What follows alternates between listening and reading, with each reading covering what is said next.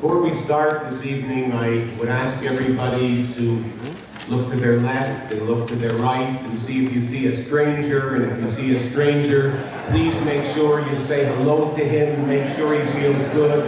And you can even hug him until he loves the Jew.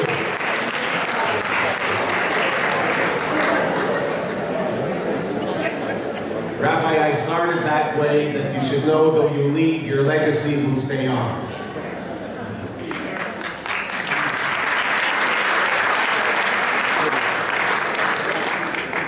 On behalf of TBDJ and Federation CJA, I'd like to welcome you all here tonight.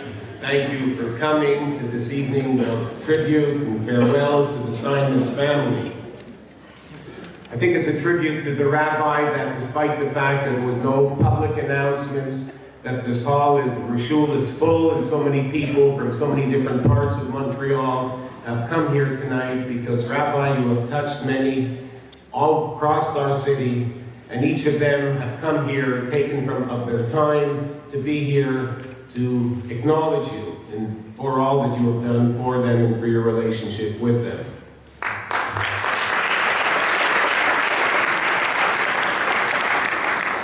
This is an evening of many emotions. There is sadness. We are losing our rabbi, a teacher, our leader. We're sad because he won't be here for our life cycle events in our family. He won't be there for us to call upon in times of need, when we want an advice, when we need some direction. And he won't be there to give us consolation or even a big hug, which is really his prototype. But it's also a time of happiness, because I think each and every one of us here tonight, Rabbi, feel happy for the fact that opportunity has come your way, and that you've had an opportunity to test all the wonderful qualities that you have in a new environment with greater challenges, with the opportunity to grow at a much faster speed and to realize yourself in a more full way. There's a saying in Pirkei Avos, Eza Ashir Hasameach B'Chalko. Who is the rich who's happy with what he has? But there's some people who interpret it to say, who is rich who's happy when the other person has? And what you have here tonight is a lot of people who are happy for you for the opportunity that you're taking.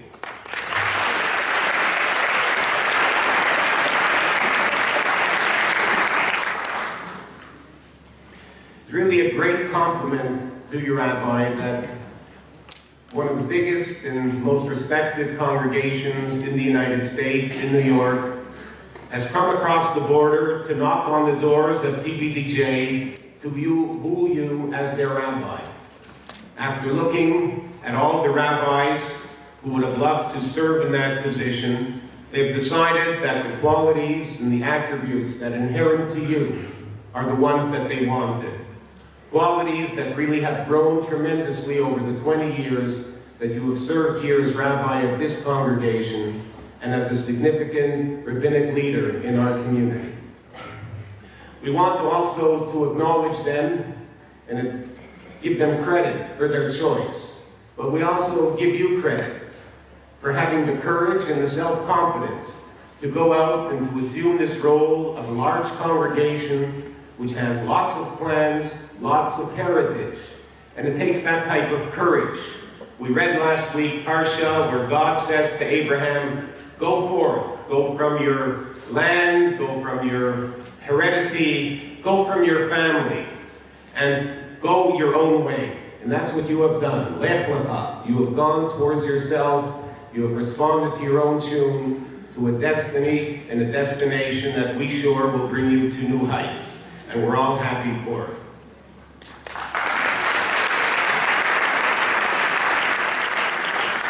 You know, it's not easy to be a rabbi of a congregation, and the bigger the congregation is, the bigger the challenge.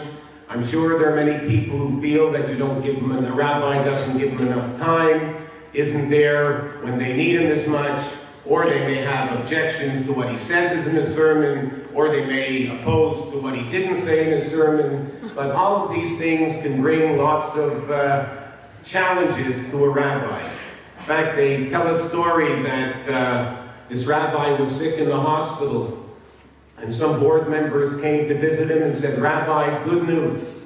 8 of the 12 board of directors wish you a refuah shalema."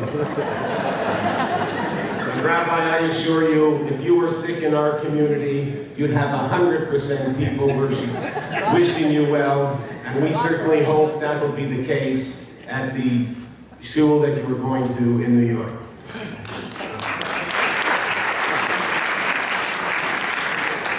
There's one more emotion that we experience here tonight, and that's hakarat hatov. That's thank you. This is not only a tribute, a farewell, but an opportunity to say thank you for the impact you've had on many of us, on many of our organizations and our community for the past 20 years. What we've tried to do tonight is choose a selection of people. There are many that could have been on this program, but we've tried to find a diverse group who could maybe shed light of their experiences with the rabbi, each in a different way. And I'd like to call upon as our first speaker tonight, and what's missed by them will be caught by the video after them. I'd like to call upon as our first speaker tonight, Mark Weinberg, former president of TBDJ, who was a president just before the rabbi assumed his office.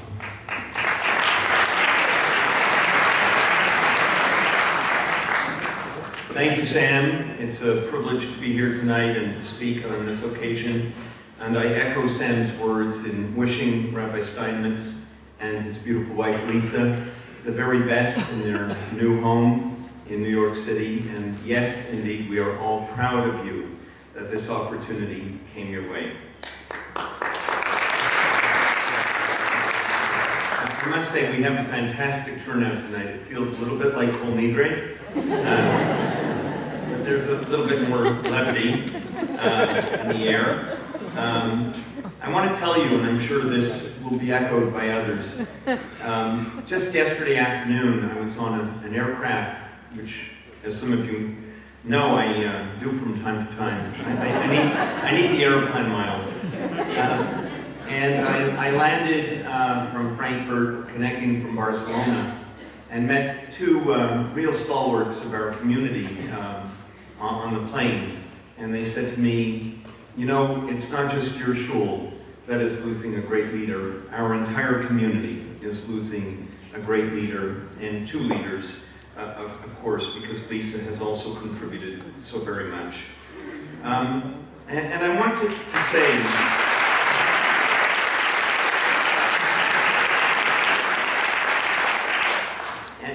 say, that Rabbi Steinmetz, when he came to Montreal, really fulfilled, I think, so many of our expectations. He was always careful to give cover to all those who were here before him. And I cannot emphasize enough the importance of that. And of course, Rabbi Steinmetz follows in a distinguished lineage of rabbis who have really made a huge difference in Jewish life, not only in Montreal, but internationally as well, beginning with Rabbi Hartman, followed by Rabbi Schmidman, and of course, Rabbi Steinmetz, you yourself. I want to say that I was the president of this synagogue at the time that we needed to appoint a search committee. And I want to pay tribute to the members of that search committee, but especially I want to pay tribute to Arthur Gutner, who was the chair of that committee. Unfortunately, Arthur cannot be with us tonight. He's not that well, but I think he really deserves our greatest appreciation and thanks for the marvelous job he did. So Ami Grayson and Morty Yolofsky, as current chairs of our search committee, you've definitely got your work cut out for you. On a final note, I would like to say, and as some of us know, that, I don't know, it must be 6 years ago or so, Rabbi Steinmetz and Lisa took a little trip to Los Angeles, and it just so happens that that shul in Los Angeles that they spent the weekend at, I guess, is one that our oldest son, Zev, is a member of. Now, the shul in New York, KJ, Kal Yeshurun, is a synagogue that our second son is a member of. So I guess that if Susan and I had had more sons, we could actually have kept this going for another 5 years or so.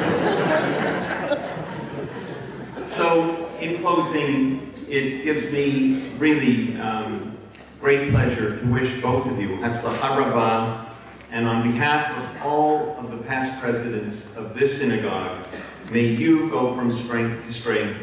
And of course, because what we all believe in most is Kol Yisrael and Am Yisrael Chai, and the strength and purpose of the future of the state of Israel, may we also go from strength to strength. Thank you very much.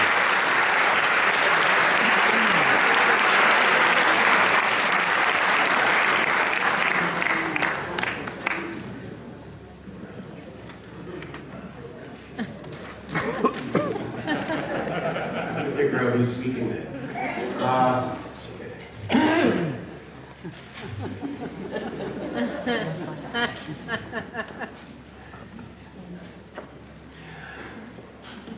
As we all know, the Rabbi has not only been a great source to the congregation TBDJ, but he really spread his wings over the whole community and touched people all over the city.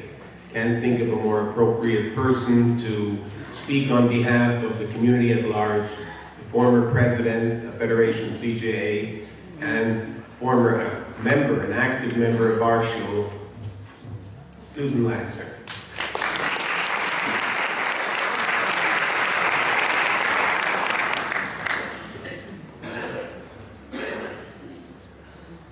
So I've prepared some notes. Bonsoir, good evening. As I address you all, fellow congregants, community members, distinguished guests and rabbis, as a long-standing member of TBDJ, a synagogue that I have been attending for the last almost 40 years, it's a pleasure to be here tonight. And as a friend and as the immediate past president of Federation CJA, it's really a great pleasure to pay tribute to a very remarkable individual, Rabbi Steinmetz. For close to 20 years, Rabbi Steinmetz has been a vital part of the congregation, and we benefited from his warmth, compassion, and guidance. He welcomed each person who entered the doors of this synagogue, as Sammy showed you when he got up to the podium. And he reminded us each Shabbat, each Saturday, to do the same, to say hello, and to be very welcoming. And so this congregation became like Abraham's tent, open on all sides, welcoming people of diverse backgrounds and different beliefs, and in essence, really welcoming everyone. Rabbi, you've been a spiritual leader, a mentor, a teacher, providing inspiration in times of joy and in times of sadness. Your example has shown us the importance of Ben Adam L'Chavero, that the substance of life is rooted in how you behave to your fellow man or woman. Your behavior bespeaks of your passion and your belief, and that is in the intrinsic value of each person, in Klal Yisrael, in the Jewish people, in Medinat Yisrael, in Torah, and in Tzedakah. It is your open tent philosophy, your caring for all Jews, that led you to your involvement in the greater Montreal Jewish community, and in particular, in Federation CJA. And it is as a gifted teacher, a charismatic speaker, an insightful mentor, an activist on behalf of Israel and the Jews everywhere, that you've distinguished yourself. The depth and breadth of what you have contributed to the Montreal Jewish community is truly remarkable, and we are all the very richer for it. As a voice for advocacy, your impact has been profound. Your eloquence, passion, and ability to engage people have been invaluable. Whether at town hall meetings, as a spokesperson for the community and media, or even with heads of states, at political rallies, in private meetings, in short, whenever called upon. Your clarity of purpose, your link to Jewish values and to justice was ever present. You have been one of the few who Federation could turn to when needed and when challenge was presented, and when this community needed someone to deliver a message with strength. with clarity of purpose, with tact, with knowledge, and with eloquence. As a spiritual leader on countless CJA campaign missions, as well as other trips, including historic Montreal Mega Mission, and on the high school and adult March of the Living trips, your presence ensured that each participant developed a deeper understanding of Israel, of our heritage, history, traditions, and customs. During the 5 years that you were a member of the Board of Directors and of the Executive Committee of Federation, I watched as you brought a unique perspective and a Jewish lens to the issues that we grappled with. The support you so generously provided to many of the lay leaders, including myself, and to the many professionals, has been absolutely invaluable. Many of these people are here with us this evening. Many of them consider you and Lisa to be of their closest friends. And your friends treasure you. You're a gifted teacher. You have the rare ability to make the complex understandable, and with the depth of knowledge of Jewish texts, commentaries, and philosophy. Those who attended your many classes on Friday mornings of Federation, or years ago as part of the Wexner Continued Learning Program, here at TBDJ and elsewhere found a teacher who would make Judaism relevant to them and would be able to discuss existential matters. These are some of your accomplishments that will be forever cherished and which have altered this community. From the book of Kohelet, we learn that there is a season and a purpose, a time to plant, a time to build, a time to laugh, a time to dance, a time to embrace, a time to sow, and a time to speak, and above all, a time to love. All of this happened during your time here, and this evening is a time for Hakarat HaTov. So thank you for your involvement with Federation CJA over the many years. You have the zechut of having had a profound impact on countless individuals, of making a significant difference in the life of so many, in the lives of so many, and of influencing the direction of this very wonderful Montreal Jewish community. You've had a role in speaking up for Israel and for our rights and place as Jews in this country, and you've used your time here very well. Your dedication to Klal Yisrael, Jewish peoplehood, is really remarkable. Together with Lisa and with your beautiful family, you've left an indelible mark on Montreal. You are leaving having made a strong, proud, and caring, generous Jewish community a better place. As you shape your destiny, remember us and where you're coming from. We hope that this place where you and Lisa raised your family will propel you to wonderful accomplishments and to happiness and to success. And so we're going to miss you. New York is very, very fortunate to have you. As you embrace this new and very exciting opportunity, and it's truly exciting to be able to do something like this in your life, we wish you all the best, and we hope that you'll always consider Montreal to be your home, and that the many lives you have touched so deeply to be your family. So may you go from strength to strength. And as an expression of our appreciation, actually if you can just come up for a moment, we want to present to you. We'd like to make a presentation. As you said on Shabbat, when you say goodbye, you do it in different ways. And so tonight is one way, and this gift is another. It's actually a very special gift because the art was designed here in Montreal and designed for the Federation. And when we were trying to think of something meaningful, we wanted something that you would remember us by. And as we looked at this something very similar hanging, I thought of Lisa and how much she likes beautiful, vibrant colors. And so here, we hope that this painting, or this art, will grace your home, and that it'll bring a smile to your faces, and that you'll forever remember us. It reads on the inscription, to Rabbi Steinmetz, you have enhanced the lives of so many, with our deepest appreciation for your many years of service to the Montreal Jewish community, Federation CJA.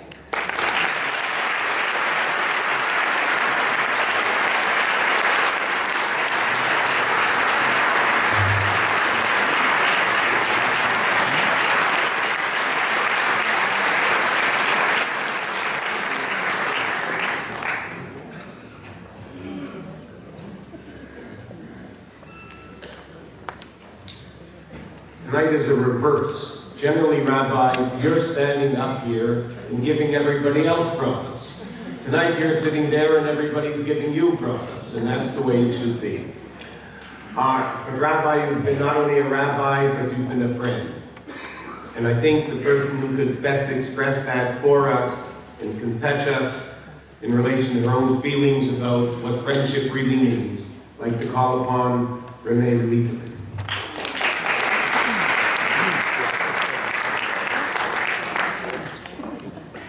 I don't want you to get excited. I didn't buy you anything from Holtz. Though I should have, in retrospect.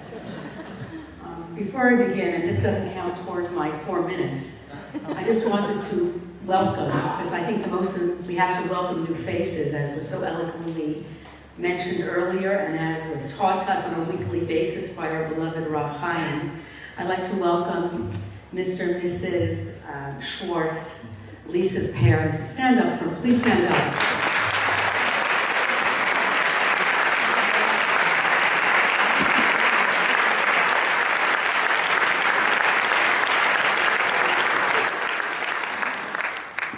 As we know, the apple does not fall far from the tree. And I know Rav Chaim's parents are here tonight in spirit with us. And they have really given us such a beautiful gift, such a wonderful human being. And I know Lisa, who is Rav Chaim's Ezer Kenegdo, his partner in life and his partner in his mission. Lisa was raised by these wonderful people with a wonderful value system, and they certainly deserve recognition, and we're so happy that you're here this evening with us to share this most momentous time in their life. Last night I had the privilege of going to a beautiful wedding, and well, you'll learn in New York, speeches are not very popular at New York weddings. But in Montreal weddings, since we're a generation behind, thank God, and we retain so many of our values, speeches are such a great part. This, by the way, is not part of my 4 minutes. Speeches are such a great part of our culture. And one thing I learned from these, there were incredible speeches last night. You would think that one would be bored by so many speeches, but we were so excited by each speech, and it really inspired us. So one thing I learned from the speeches last night is that props are a very important part. So before I begin my speech, I thought really put on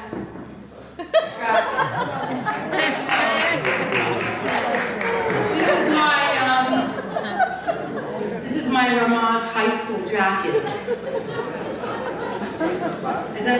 I'm going to explain. Thank you, Rabbi.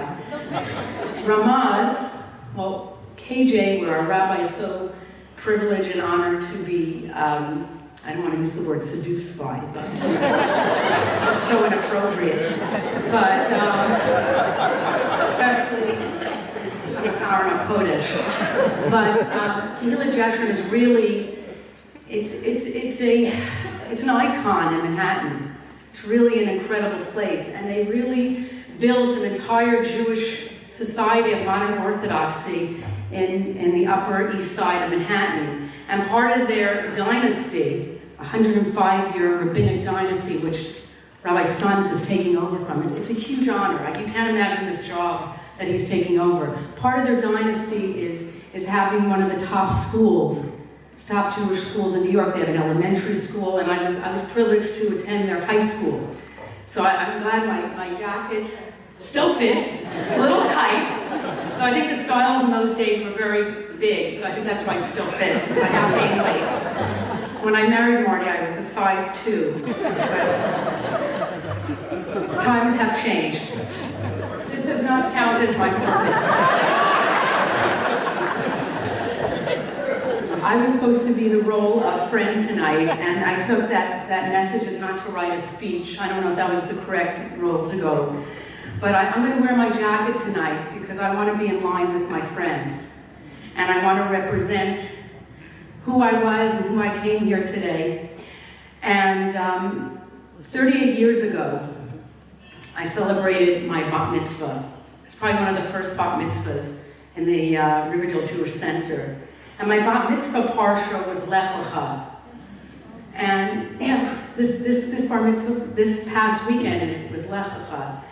And at that time, I didn't write my speech. My late father used to give lifts to people from the synagogue in the morning into the city. We lived in Riverdale, and there was a short drive into Manhattan. And he always used to ask for a Devar Torah as a payback for the lift into the city. That's what he wanted, just a Devar Torah. And he must have convinced one of the people in the car to write me a speech for my bat mitzvah, which was Parshat Lech Lecha. So all I remember from the speech was, Lech Lecha, Ma'artzecha, M'ladecha, M'beit Avicha, El Ha'aretz Asher Eka. Leave your land. Hashem said to Avram, leave your land, your birthplace, and the house of your father, and go to the land which I will send you. And I left New York at a very young age, at 18, and I always felt that the reason I left so young was because of this message of Lech Lecha. And then this weekend we had the Parshat Lech Lecha, and here Rabbi Steinmetz is leaving. And I always thought the message of Lech Lecha was the concept of leaving, and the concept of departure. And I have to say that I was incorrect. Renee Lieberman is here to say Renee Lieberman was incorrect. Marty, enjoy this moment.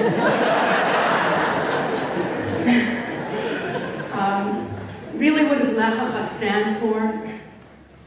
Lech Lecha really has a message. It really is a message of that. We're not supposed to go. What is the word here exactly? But the word that I saw is that it's not only to go to yourself, but it's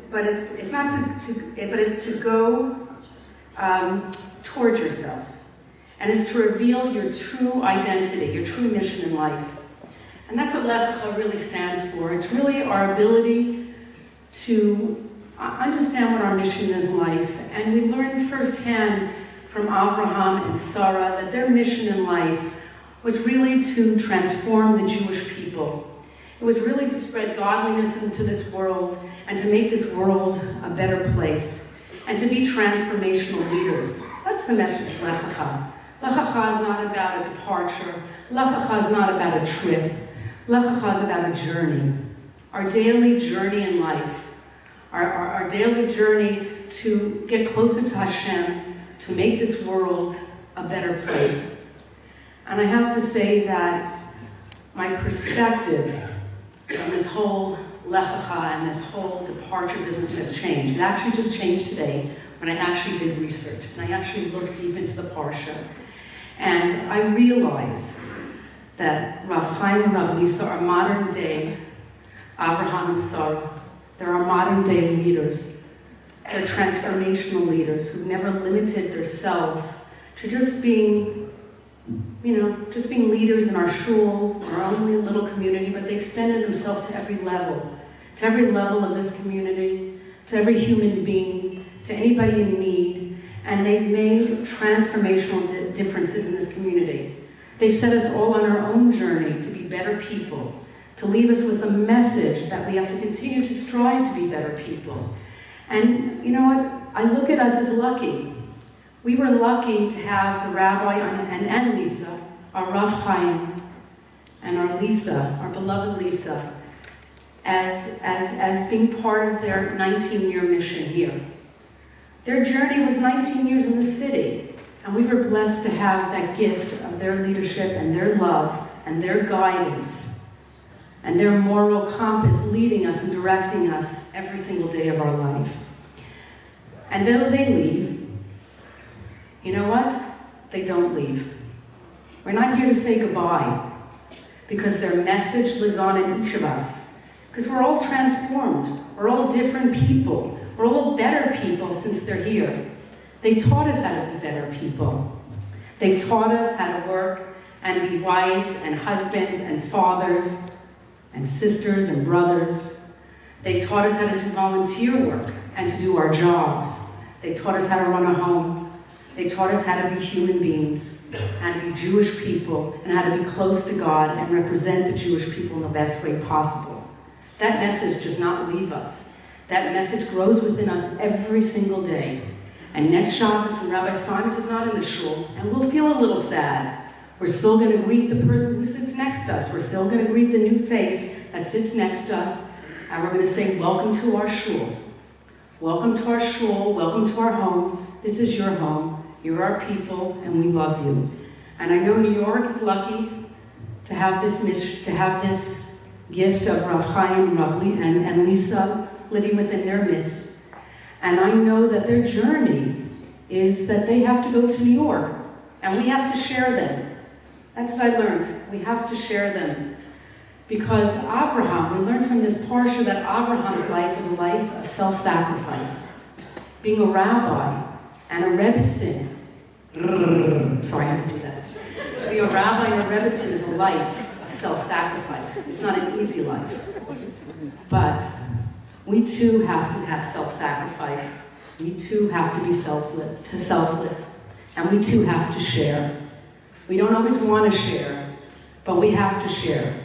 Because even though New York is a great place, I grew up there, Montreal's a little better. Much better place to raise kids, much better value system, I can tell you that firsthand. Maybe this great place, New York, this empire, 105-year empire, needs to be better. And maybe the only way it could get better is that the journey of Rav Chaim and Lisa, Rebbe and Lisa, maybe they need part of their journey to make it a better place. And I know if anybody can make it a better place, only they can.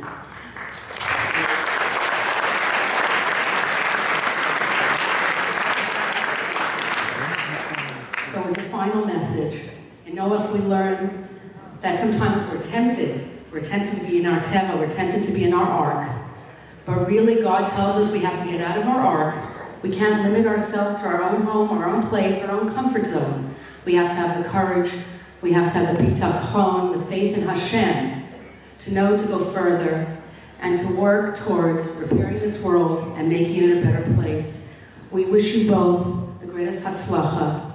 We say to you, thank you. Thank you for this gift of allowing us to be part of your family and part of your mission and part of your journey. We love you, we will miss you, but you know what? Your legacy of kindness, of goodness, of closeness to Hashem, and of making this world a better place will live on forever. Mazel tov.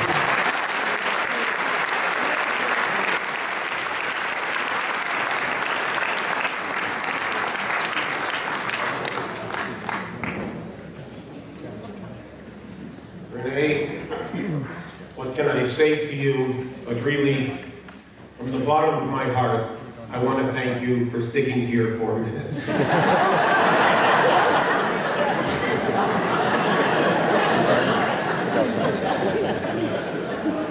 You know, in putting together this program, we tried to get different voices who could speak about the rabbi from different experiences. And I was looking for some youngster who somehow was impacted by the rabbi, but he couldn't be found because nobody gave me a name. And somehow he called up this weekend and he said, I'm in town. I was born just about when the rabbi came to the shul, and I have grown for 20 years under the rabbi as the rabbi. And I thought, that's wonderful. And he told me some stories of how the rabbi impacted on him and how he impacted on you. And I'd like to call upon Adam Shapiro to share that with you.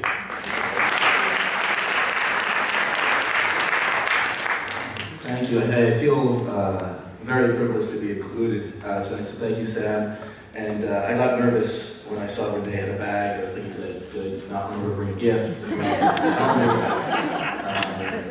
But like, there's nothing, you know, it would be like trying to get a gift for your parents, like for giving you life. Like, there's nothing you could possibly give somebody who made me the person I am today. So I'm filled with thanks and gratitude. And I just want to start there. You've been a teacher, Rabbi and Lisa, you've been role models, and lucky to have you as family friends. So just thank you. I think though specifically, I want to focus on 3 lessons you taught me. The first one was ones I remember you saying, or often you've said, that we're part of the greatest story in the history of the world. And that's something that I think you've imparted on everybody in this congregation, everyone we've come in contact with. And you've instilled that we have to look backwards, we have to have kibbud av v'em before we go anywhere. We have to know where we came from. And I remember when it was just about time for my bar mitzvah, I'm seeing some other faces who are certainly there for that. I wanted to go to Israel, and we were looking for a trip to Israel. My parents said it'd be fine, I'd go to Israel, but they don't have time before the bar mitzvah, the planet, so we have to find something prearranged. And we found the only thing that worked timing-wise was there was an adult community March of the Living trip. So we thought about it, and my parents said, okay, it makes sense, your grandparents survived, you should go with your grandparents. We asked Rabbi Steinmetz what he thought it would be a good idea. And we went, and Rabbi Steinmetz that year was leading, I believe, the student trip. And we wanted to meet up to do something in Israel. And we looked at our schedules, we started comparing, and we were in the north, he was in the south, and we just couldn't figure it out. And he said, you know what we'll do? I found where our schedules overlap. They overlap in Majdanek. Let's celebrate your bar mitzvahs in Majdanek. And that, we all had that reaction. Didn't know what he was talking about. But we trusted Rabbi Steinmetz. And we went to see the horrors of Majdanek. I went with my grandmother and with Rabbi Steinmetz. And he told me that when you celebrate your bar mitzvah, the first thing you have to do is take the people who couldn't celebrate their bar mitzvah and put them on your shoulders. And that's something I've carried with me. We sang and we danced in Majdanek, and we had a lovely celebration in Israel and then back here in Montreal. But it always starts, I learned from Rabbi Steinmetz, with who came before you. And I know that was true. He had so much respect and so much love for his mother, who survived the horrors of the Holocaust. He knew that's where he came from, but he doesn't always only focus on victimhood. He knows he came from sages like Hillel and Rambam and the Rab, and that's where Rabbi Steinmetz comes from too. And so I'm so grateful to have learned that from him.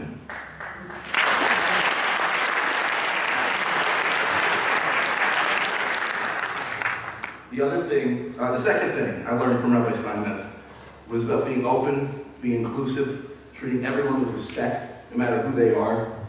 And it's amazing to see that no matter who Rabbi Steinmetz comes in contact with, they walk away feeling like they really matter. Their lives matter to him. They have something important to do. And he could be talking to a prime minister or a preschooler, and they'll still walk away feeling that they have something important to contribute. And so I remember when Rabbi Steinmetz first came into the shul, I was a young kid in elementary school, and I loved listening to his Dvar. And I would spend the week trying to think of a good question I could ask him. And I would come up, and I had no conception of what a rabbi had to do. I figured it was an easy gig. They spent the entire week reading the Parsha and giving a 10-minute sermon. Like, he has plenty of time to talk to me. But he was a new rabbi, and I'm sure he had a lot, in retrospect, a lot going on. And I would come up as an 8-year-old child and ask him to explain how we could be fighting with the Palestinians, our brothers, and just, can you explain the war in the Middle East to me?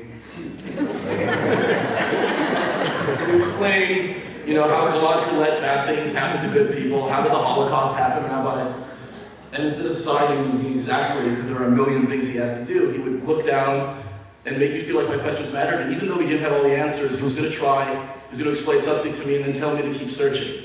And that's what, to this day in shul, when there are young kids making noise, he doesn't shush them, he doesn't make them feel bad. We include everybody, regardless of their age, in the community. And then I saw, this same idea of being inclusive. And as I got older, I attended Bialik High School, and we did a minyan started by Rabbi Fishman, and then Rabbi Fishman left to become Rabbi Fishman.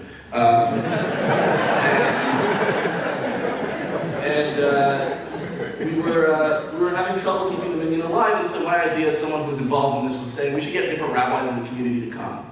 And Rabbi Steinmetz was the first to sign on, came every week, and whenever he would come, he would be a rock star. In a school where we were struggling, if I knew Rabbi Steinmetz was coming that day, I knew the minyan would be packed. And we decided, based on the success of this, he invited us to have tissues at his house on Friday night.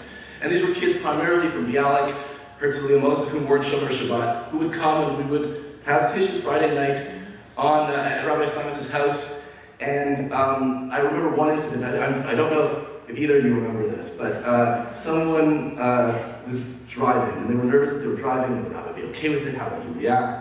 And they ended up bumping into one of your cars. I don't know if you were settled there and figured out what to do about it. But she came in, and you welcomed her with open arms, even though she was driving and even though she bumped into your car. But I spoke to some people from Bialik who are, at the extreme end of unaffiliated today. And they said the fact that Rabbi Steinmetz always wanted to talk to me, I never sensed that he was judging me, the fact that he included me meant the world to me. So that's So unbelievable. And the last lesson, many lessons, the last lesson I'll share tonight is the importance of swimming upstream. Doing the right thing, even when it's difficult, even when it's unpopular. And I saw this when we started talking about what's going on in Sudan and Africa. And there was a genocide going on, and Rabbi Steinmetz understood that it was imperative upon him to help us get organized. He helped put me in touch with Professor Kotler, and we got a lot of Jewish high schools to work on raising some awareness and raising some money to help in the refugee camps.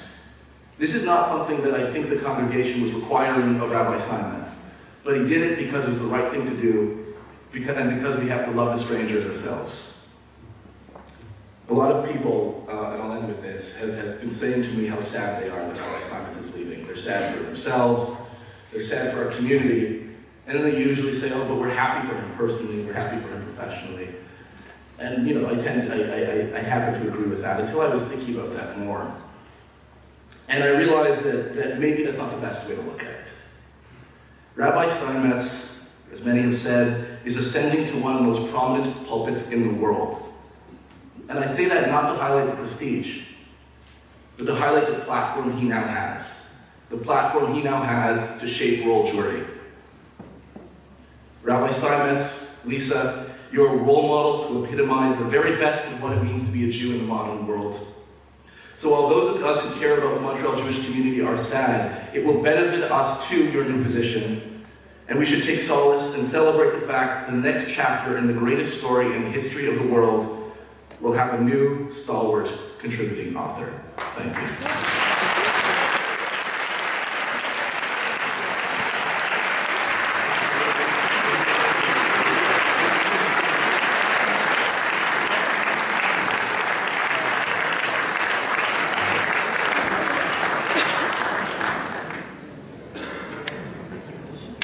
Thank you, Adam. Rabbi, you may become the rabbi of the most prestigious congregation, but still remember you're going to be a rabbi of Jews.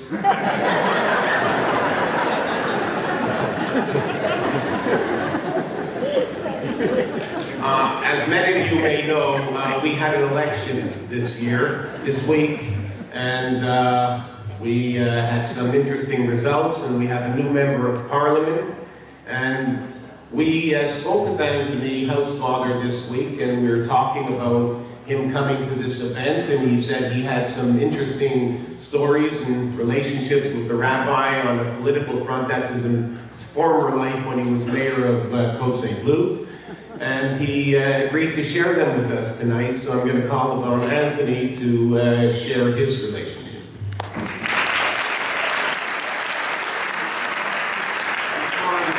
On behalf of all of us, I want to wish Anthony lots of good luck. He's now our new representative in Ottawa, and may he have the wisdom and the power and the clout to fight our battles, to defend our community, and to defend all the rights of our Jewish state.